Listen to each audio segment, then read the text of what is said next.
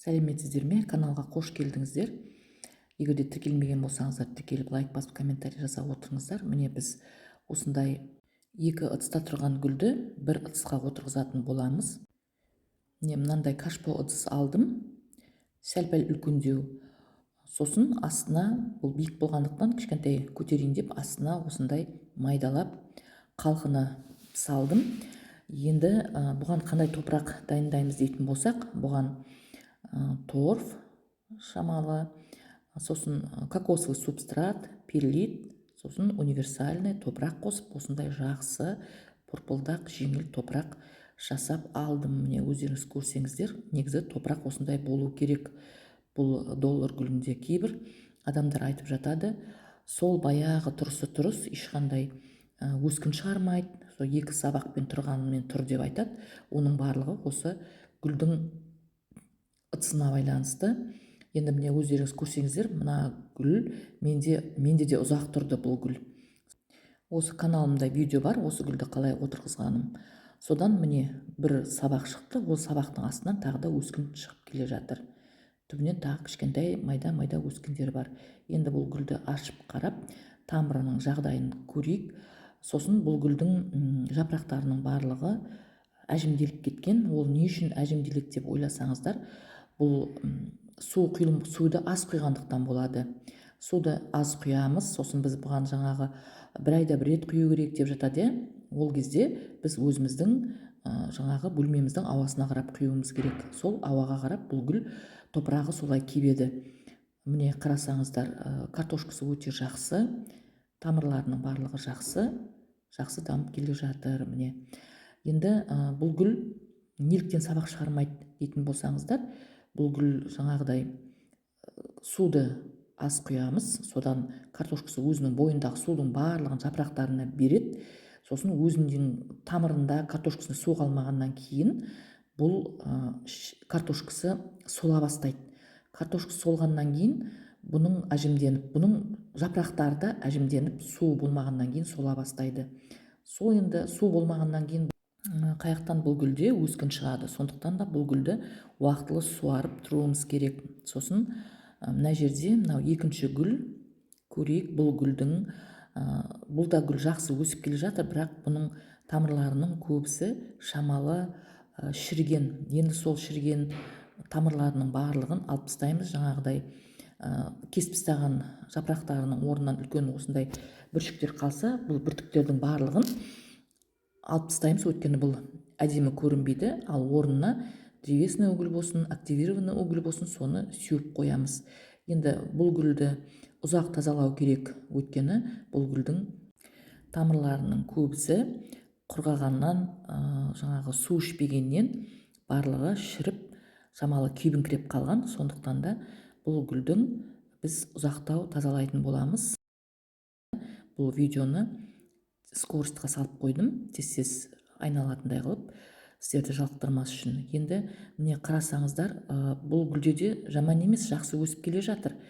Негізі мен бұл гүлді өзім қуанып отырмын, осы көктем мезгілінде ашқаныма. Өйткені мен бұның тамырының қандай екенін көзім жетіп, тамырының барлығын, жаңа шірген тамырлардың барлығын тазалап, сөйтіп алып тастадым. Егер де сіздердің де осындай доллар гүлдеріңіздің жапырақтары өспей, жапырақтары сарғайып жатырса, міндетті түрде тамырын ашып қараңыздар. Тамырын ашып қарауға қорықпаңыздар. Қайта бұл гүл тамырын ашып, қайта еккенді жақсы көреді. Сол кезде бұл жаңағы күйзеліске түсіп, қайта жақсы тез өскін беріп, жақсы өсетін болады. Тамырын көргеннен кейін, егерде тамырлары шіріп жатса, немесе картошкасы шіріп жатса, оны қорықпай, кәдімгі таза дезинфекция жасалған пышақпен таза шіріген жерлері жоқ болса, жақсылап тазалап алып тастасаңыздар болады. Сосын бұл доллар гүлінің жақсы өсу үшін, бұл доллар гүліне біз тар ыдыс таңдауымыз керек. Тар ыдыста бұл картошкілерін тез өсіріп, сөйтіп тез жақсы дамып, өскін шығарып, жақсы өсетін болады. Міне енді біз жаңағы салған астындағы дренажымыздың үстіне топырағымызды салдық. Енді жайғастырып, міне гүліміздің барлығын осылай жайғастырып саламыз. Жаңа өздеріңіз көргендей, 2 ыдыстағы гүлді босатып алдым. Олардың тек ірі-ірілерін ғана осы жерге егемін, ал майдаларын басқа кішкене ыдысқа егетін боламын. Біз жаңа осы жапырақтарынан қиып қалдықты алып тастадық қой. Енді сол қалдықтардың орнын біз жаңағы шіріп кетпеу үшін, инфекция түспеу үшін өстіп активированный уголь дейміз, жаңағы ағаш көмірі болмаса сонымен өстіп заластандырып барлық жапырақтарына, тамырына сеуіп шығамыз. Сөйтіп жапырақтарының барлығын қайттан түргелдіп, ыңғайластырып, осылай жан-жағына топырақты салып шығамыз. Осындай гүлді егіп жатқанда міндетті түрде бұның картошкасы осы топырақтың бетінде тұру керек, бетінде ашылып көрініп тұру керек. Біз көбіміз басқа гүлдер сияқты бұл гүлдің де тамырын, картошкасын егіп тастаймыз. Сондықтан да бұл ауа бармайды тамырына, содан су тұрып қалады да картошкасы шірейді. Картошкасы бетінде тұру керек. Енді біз қай гүлді де егіп болғаннан кейін осындай циркон пайдаланамыз. Цирконды құямыз. 2-3 күнге дейін, қашан гүл енді стресс алды ғой, осы ыдысқа орнығып кетем дегенше осылай күнделікті циркон сеуіп тұрсақ, бұл гүл тез дамып, жақсы өсіп кететін болады. Негізі бұл гүлдің тамыры жаман емес, жақсы, жаңа өздеріңіз көрдіңіздер. Енді әрмен қарай бұл гүл жақсы өсіп кетеді. Негізі менің еккен бұндай доллар гүлдерімнің барлығы тез дамып, тез жақсы өсіп кетеді. Гүл өсірушілер айтып жатады, мен бақшаның топырағына ектім, болмаса ауланың топырағына ектім деп. Ондай топырақ пайдаланбаңыздар. Бұған тек борпылдақ, жеңіл топырақ керек. Сол кезде бұл гүлдеріңіз жақсы өсетін болады. Егер де су табақшасына ақпай топырағында тұрып қалатын болса, онда картошкасы шіріп, гүліңіз өспейді, жапырағы сарғайып түсе бастайды. Сондықтан да құйған суыңыз міндетті түрде табақшасына ағып кетуін қадағалаңыздар.